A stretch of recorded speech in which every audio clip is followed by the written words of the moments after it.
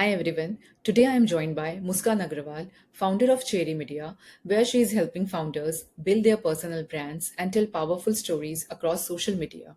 She is also an ex-Amazon engineer, a content strategist, and someone who has hosted 100 plus webinars. She really lives and breathes storytelling. I'm excited to dive into her journey of moving from big tech into building a creative startup and to talk about the future of content and personal branding. Hey Muskan, welcome to Latency and Latte. Your journey blends tech, content, and entrepreneurship in such an unusual way. We will get into Cherry Media and the future of content, but first, let's start light. Before we jump into all the big stuff, what's one thing that's making you excited right now, personally and professionally? I think this is a very common answer. How AI is evolving is definitely super exciting. And I feel it's definitely not a bubble. Every day I try to figure out different applications that are available online, how I can, like automate a lot of processes in my own agency. So definitely the applications of AI in today's day and age and how just thinking that right now it's the worst version of AI, like it's the dumbest version of AI. 5 years from now, it would be much smarter. So I think I'm just very excited about the future of it. Yeah, I have seen a lot of people, they're equally excited, especially this is the best time to build, make your Yeah. own startup, and you can be an entrepreneur all the way. You have had this interesting career path, a software engineer at Amazon, 10 strategist, and now founder. If you had to explain your career to a, let's say, 10 years old, Yeah. how would you describe it? I always say this that I'm an engineer turned like I'm somebody who had a technical domain, then converted into like marketing domain and basically pivoted my career journey. So started as an engineer and then now delved more into marketing side of it, marketing content, because I realized that I'm more of a creative person. Interesting. Do you want to little bit tell us about your journey, how it started, and Yeah. how did you get that inclination towards content and marketing from technical perspective? Yeah, for sure. I think I did my graduate undergrad from VIT Vellore. I did engineering in IT, BTech in IT, and then like I was the COVID batch, so COVID hit, okay, and then I like we all had to come back home, and we had so much time, like the entire day. It was like we had we have like infinite number of hours. So I was like, and I'm a very curious person. I just cannot just sit and not do anything. So I always have to like explore something, work on something, and learn and everything. So at that time, I started working in like a lot of these startups, right? So I just used to go to intern shala, used to look at startups. And I think from there, my entrepreneurial bug bit me, I think, like because I was working at startups and I was enjoying so much and I was really looking forward, or I really looked up to the founders of those startups, right? And then I realized that probably this is something that I also want to do. But at that time, I did not have a very clear path because, to be honest, I come from a business family, but from a very traditional business family. You know, Right. Right. like business is passed on from generations to generation. Nobody was like a founder, like a startup Yeah. founder. So I did not know what to do. I did not have a mentor back then. Mm-hmm. So then like I completed my graduation. Then I got my internship offer from Amazon. I was the only person from my college to get into Amazon for an internship position. And that was also off campus. Amazon did not come to my college. So I got an internship offer. Then after that, they gave me a PPO also. And like that, it was a really good job. It paid me well. Like getting into FANG is every engineer's dream. So I was like, okay, I have gotten into FANG. I was in my 20s and making like for that time I was making a lot of money according to me. So I was like, okay, this is, and everybody around me was proud of me. Like my friends were proud of me, my parents were proud of me. So I was like, okay, let me do this. So I continued that. I joined Amazon. And parallelly, I was also building my company that is Cherry Media. I started off as a freelancer. So I was working as a freelancer since like college. I think I started in the second year of college. That is, I think, 2020. And since then, I always worked as a freelancer. I was working like on something here and there. And then there was a point when I realized that, okay, now I have to do this full time. It was almost after 1.5 year of working at Amazon.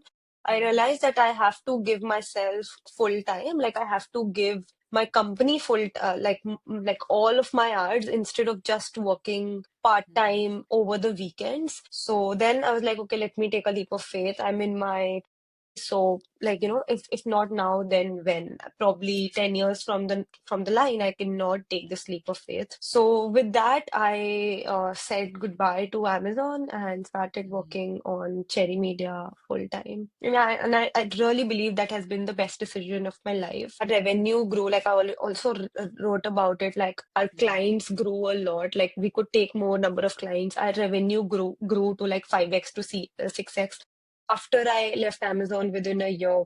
Then I could spend a lot of time, like I could spend more of my time here. At Amazon, I was working during the weekends and I was like literally burnt out. I used to like that's very bad. Nobody should do it. I was working like 20 hours a day, which is not healthy at all. And then I realized I cannot keep doing it for my life. I need to decide between my startup and this. Absolutely. You have such an inspirational journey, and congratulations on Cherry Media Thank you so for much. so leaving Amazon. That's a stable and aspirational job, and to Yeah. build Cherry Media full time is a bold call, right? Can you take us back to that moment? What was going through your head? Yeah, I think leaving Amazon was definitely not just like, a one day decision. Like I was always thinking about it, but I think when I left, that day I just had the courage to say no to that. So I thought about it a lot, and I'm really grateful to my family and my friends. Like my parents have always supported me whatever I wanted to do. So I said that I wanted to take science. They were like, okay, take science. I said that I wanted to go outside and study engineering. While this may be very okay for a lot of people, but in my family, a lot of people have not gone out and, even like a lot of people have not done engineering outside from the home country, right? But my parents are so supportive. So of course their support really helped. Then they were like, you do, like we are there. You do what you are doing. And then I was really like Jeff Bezos was one person that I'm really inspired by till date. So I was just like, this is very random, but I was just watching a reel one day and then I heard about Jeff Bezos, 3 year old, or it was something called, I think, regret minimization framework. Basically, if you are in your 80s and you will think about this decision, if you are not able to, let's say, come to a conclusion, what would your 80-year-old want you to do? Like, would she want you to like leave the job and take the leap of faith, or would she want you to like continue working on the job? If the answer is yes, then please go for it. So I was like, okay, I don't want to like live in regret that maybe if I could have left, I could have done something. Right. So I was like, okay, this is it. So I thought about it for a year and a half that I was working there. And then finally I talked to my parents, like thought about it myself and took the leap of faith. Yeah. But it was to be very honest, it was a very calculated decision. I would not recommend like anybody who is in a job, they should just leave their job just because there are so many, like, everybody's talking about entrepreneurship, etc., etc. It's insanely difficult and it's not for everybody. That is true. And there is nothing wrong in doing a job, right? So if you are in a job, if you are happy in it, there's nothing wrong in that. Take a calculated decision, whoever wants to probably leave the 100%. job. 100% calculative decision should be important. And I know people, they are in should I stay or should I leave? Since Yeah. AI is booming around and you have stuff on your fingertips. Do you think your time at Amazon shaped the way you run Cherry Media, or did you intentionally want to build something very different? Yeah, that's true. But for a lot of times, so for example, my team, I was in the invoices team, okay? So my team was like a super important team because if the invoice breaks, then everything breaks. So I always considered my team at Amazon as like a small startup. Like it might be of a very big organization, but it was a very small startup, right? So Amazon have on calls and all of that. So, like even at 2 a.m., if there is a bug, you have to resolve it. Exactly how it is in a startup, right? If there is anything breaking at whatever time. And my team was a very fast-paced team. We had to like the reason I could not work on the weekdays because we had insane amount of work in my team. A lot of teams are relaxed as well, and a lot of teams in corporate do not require you to work a lot. But it was not a case in my team, and I kind of enjoyed it a lot as well. Mhm. And other than that, I guess I've also talked about it in my reel that Amazon is very customer first. Like whatever we used to do, they used to say that, customer is first. Like whatever Yeah. feature are you making, is it for the customer? And I Mhm. feel I implement that till date. Like in my company, customer always comes first. And that is Mhm. also something how we are differentiating ourselves from other personal branding agencies that are there. Like even if a customer query is at 2 a.m., 3 a.m., and of course not every time, but if there are queries like that, we like go above and beyond to resolve it for them. And yeah, that has helped us a lot in retaining customers. Like a lot of marketing agencies have like customers leaving them left, right, and center. Like they'll work for 3 months, will leave them. I have customers that have been working with me for over 3 years and do not intend to leave. So like today anybody comes to them and offers them the same service at a cheaper price, they would Mhm. still not leave them, right? So that's the kind of trust that we have built. And I Mhm. think that is something that I did develop and learn a lot from Amazon. These are great lessons you have Yeah. learned over a period of time. So let's shift gears a little bit here and move to Cherry Media story. Cherry Media has this 360-degree approach, content strategy and execution. When people ask why they should work with you, what's your go-to answer? Because I feel like every founder needs that one-liner ready. 100%. And I always say this because we are very ROI focused. Like, I'm a Marwari myself, okay? So we always like if you are giving me 1 rupees, are you going to make me 3 rupees for that? And everybody is working like that, every business is run like that. If you are paying somebody some amount, or if especially in a services business, are you Mhm. able to make the other person at least 2x or 3x? And that has been my philosophy from day one. So every penny or every single dollar or rupee we charge from a client, we make sure that maybe not immediately, but 3 months or 6 months down the line, that Mhm. person is able to measure the ROI of everything that they are paying to us. It could be maybe in terms of sales that they are able to make for their product. It could Mhm. be maybe for a PR. For example, recently we got one of our client Mhm. featured in a very famous this one, uh, what do you say, publication house or something like that. So uh, if you would go outside, their audience is completely US. You would have to give them 15,000 to $20,000 for one article. But we were able to do that because we had the right connects. We pitched his story to the journalist there, and Mhm. then we could get his story published, right? So basically, $20,000, he does not have to pay anything, and we Mhm. could get the story published. That's the ROI right there, right? So one liner that we are very ROI first. We will not see that how many deliverables we are giving. I always like, even if I promise you 12 set of posts, if we Mhm. are not able to achieve the results, we will not refrain from doing 20, 25, 30, or whatever it takes to help you reach the goal that we Mhm. promised. Yeah, I think Yeah. that really sets us apart. As I mentioned, right, we're very customer first because you can, by not giving, like providing them the right goals, you can retain them for 1 month, 2 month, 3 month. After that, you can't retain them. And I believe retention is more important than getting more clients. Most people focus on getting more clients, but retaining the existing clients is more important. I think that's your kind of North Star, where customer is first, and then second one would be retention metrics. Yeah. That is, you have worked with some really cool brands. Was there one project or campaign, I would say, that felt like turning point of Cherry Media? Okay, it's difficult to pick one. Yeah, I don't like choosing among my clients. If I have to pick one, so okay, I talked about this recently. So we worked on Dr. Pal's LinkedIn profile, right? Mm-hmm. So Dr. Pal has like around, I think, 2 million subscribers on YouTube and around 3 million followers on Instagram. And I was literally just scrolling, doom scrolling on like YouTube Shorts, and I saw his reel. And I Mm-hmm. was like, why is he not posting on LinkedIn? His LinkedIn was completely empty, and he has so much potential, right? So I just randomly emailed him, and I was like, I had zero expectations of getting a response from him because he's such a great, like he has such a wide audience. Why would he first of all see my email, right? And he would be getting so many emails. But I was like, okay, let me take my shot. So I remember I was in India. It was around like 1:30 a.m. or something at night. I just dropped an email, and then after a month, I get like a voice note from him that, "Hey Muskan, I love the deck. I really want to work with you on LinkedIn, and let me know whenever you are available." And it was around 3 a.m. in India. I was like, I will not wait till morning. I just called him there and then we had like a 1 hour call and we closed him as a client. And I think that was like the story is very, like, that story taught me that, like a lot of times I used to refrain myself that, okay, maybe this person is too big, so they will not work with me.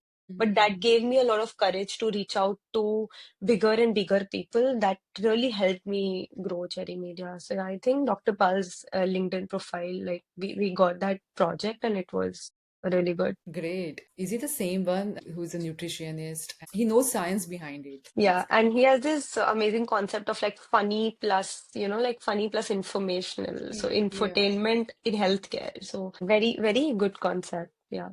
Congratulations on that one. One Thank of you. your specialties is helping founders and personal branding. Why should a founder care about that instead of just focusing on their company's brand? Okay. Because I see so many early stage founders, they shy away from putting themselves out there Yeah. when they. What's your take on that? No, 100%. I think today founder-led sales is super important because see, let's say if there are two companies, one company let's say you want to work with a marketing agency. Let's say one person I am coming on the camera and putting myself, and another you can just see like a brand page in which there are some random creatives. How likely are you to trust the other person who is not on camera? Like humans trust humans, right? At the end of the day. So founder-led sales helps in building that initial trust that, okay, there is this human involved behind this particular brand. So that it's like basically top of the funnel sales for you. And why LinkedIn? Because I think LinkedIn is a very underrated platform. Like there are so many decision makers. A lot of my clients have closed so many deals on LinkedIn. So one of my clients who is in pharma and he's also a Y Combinator founder. He got one of his biggest clients from LinkedIn just because he reached. So basically we used to write posts for him, and because he reached out to the right guy and then he saw his posts on his LinkedIn profile, he responded that, hey, yes, I've been following you, loved the content, would love to have a chat. And then they of course got on a call, closed the chat. But that initial point of trust happened via LinkedIn, right? And founder-led sales is like, okay, you can probably boost a post or do like probably do something. But if you are in B2B, I think your customer acquisition cost is almost negligible. Let's say you are doing a project like your ticket size is, let's say, $1,000, for example, for B2B. And you are paying, let's say, a company, let's say $2,000 to manage your LinkedIn profile. Your ROI is insane for a negligible amount of budget, right? So I think that is very important. Like founder-led sales really help in building trust, and LinkedIn is a very underrated platform right now. I feel people are not utilizing it correctly. A lot of decision makers are available. If you just utilize it properly, they might not post, they might not be very, they might not like your post, they might not comment, but they are there. That app is there on their profile. They do open it on a everyday basis. They do check out the posts and all of that. And if you reach out to them and they have seen your post, there is very high probability that they will respond to you. Yeah, 100%. I think LinkedIn is underrated. Lately, I have started exploring it more organically, talking to people, collaborating with them. I think you are a great example of, like, I think you got my profile on LinkedIn only, right? Yeah, I worked completely in silos. Post babies, I took a break and then I started working. From past few months, I have enjoying talking to people, Yeah, putting out on LinkedIn, attending yeah, those AI events in SF. Just 100%. Yeah. events are going on in SF. Companies are coming up. They are educating people. They are talking about the tools. It's mind blowing when you go and attend and talk to people. So Yeah, this is how this latency and latte started. Met people and I thought I should talk to them. 100% agree with you. Like, I was in SF recently as well, and the number of events I attended there, and I learned so much. Like, I don't think any course or anything else can teach you what these events and actually meeting these people in person can. Absolutely. If you just go and attend, sit in a corner, that's a learning. Sometimes school or colleges, they won't teach you. And these are the Yeah, soft skills we should acquire. So, what do you think about the future of content? You have said marketing is everywhere, newspaper in the morning, YouTube yeah, ads at night, Instagram yeah, reels are going on. yeah. So, if you had to bet, what's the next big shift in? content. Yeah, I first of all, I agree to that. That marketing is everywhere. If you think about it, from a tier one city to a tier three city, every human is surrounded by marketing, and Mhm. you just cannot, like you cannot stay away from marketing. It is everywhere if you think about it. Digital media, social media, physical media, whatever. And one trend that I see is that, like, first of all, a lot of these, like, if you will not upskill, like, a lot of people right now, I feel, are not upskilling themselves, especially in marketing. Like, let's say, Mhm. for example, video productions, right? Like Mhm. today, like I feel 5 years back, what used to cost, let's say, $10,000, today people are able to do it at like 30, $40, like, like Wow. the cheap prices. Google Right. VO3 is there, and then there are so many more tools. So if you are not learning, if you are not adopting this, you Mhm. will be, replaced very soon, right? Like you Yes. need to learn these new technologies, and AI is coming for it. Right now, it's at the, as I mentioned, it's the worst version of AI. 5 years Right. from now, it will be more smarter. Like people say that, it's not able to create human-like images. You can tell that it's AI.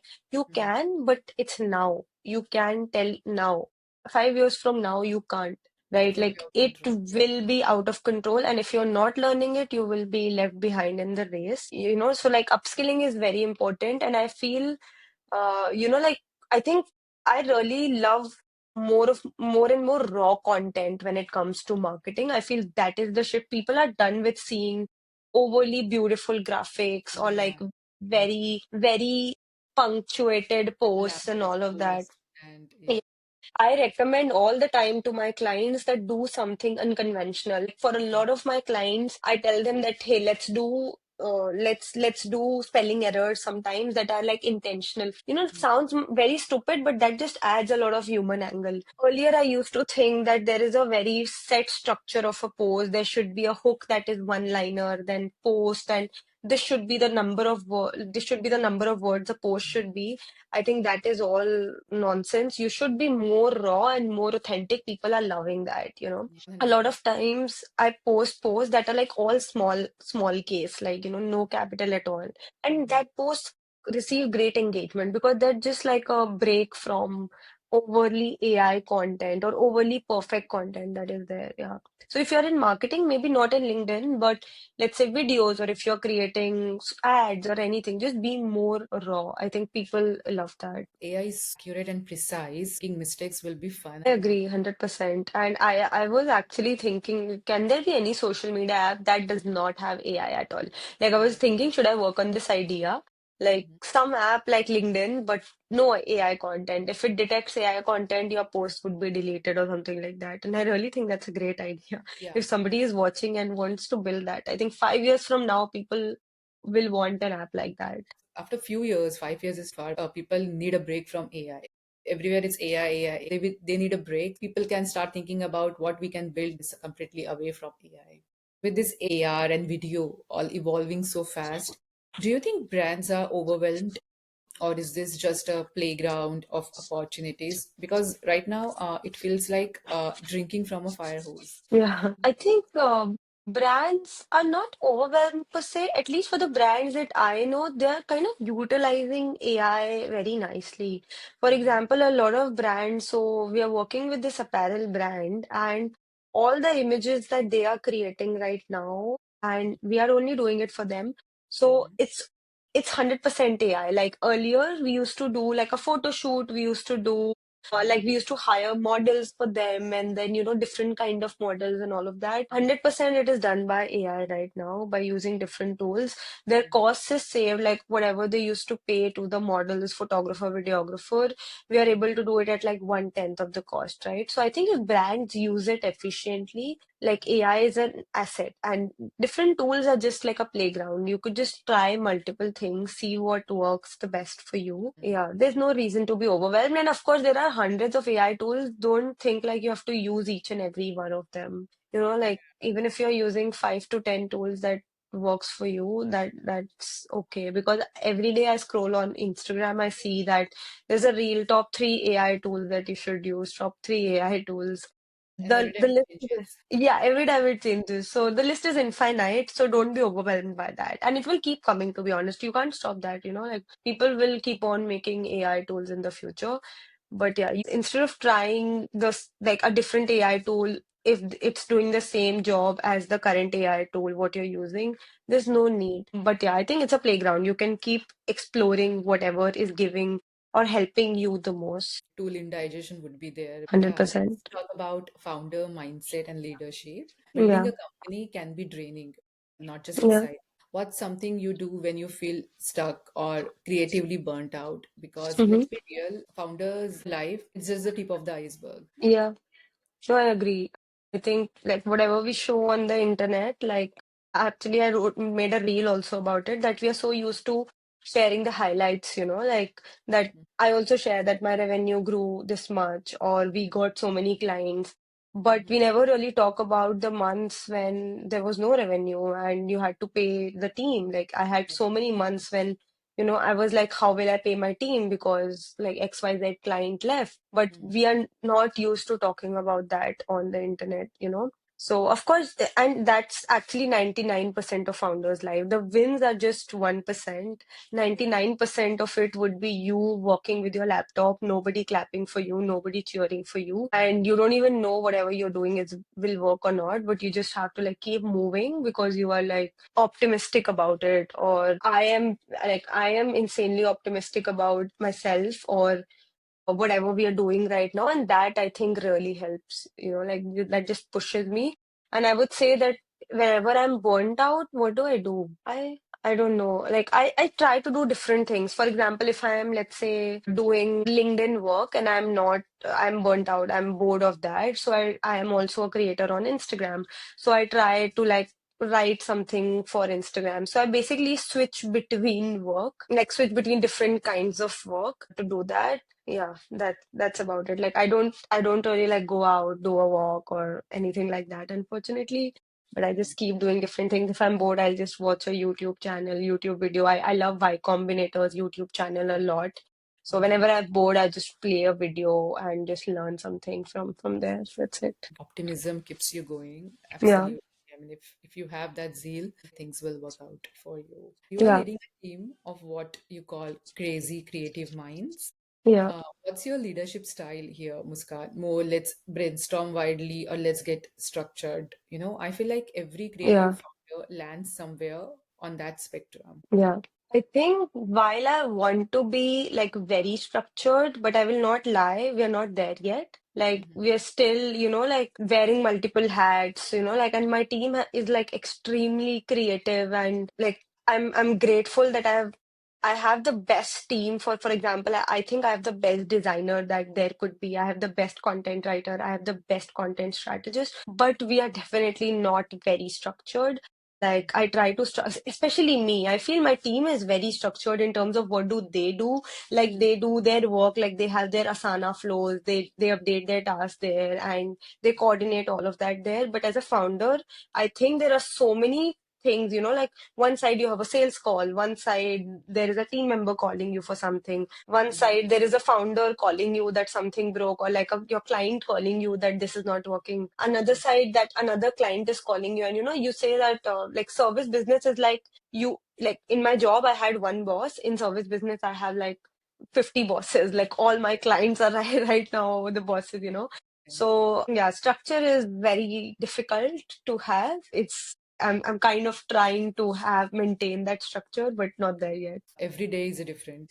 And you Yeah, also hosted 100 plus webinars for Geeks for geeks Geeks. for geeks, correct. Yeah.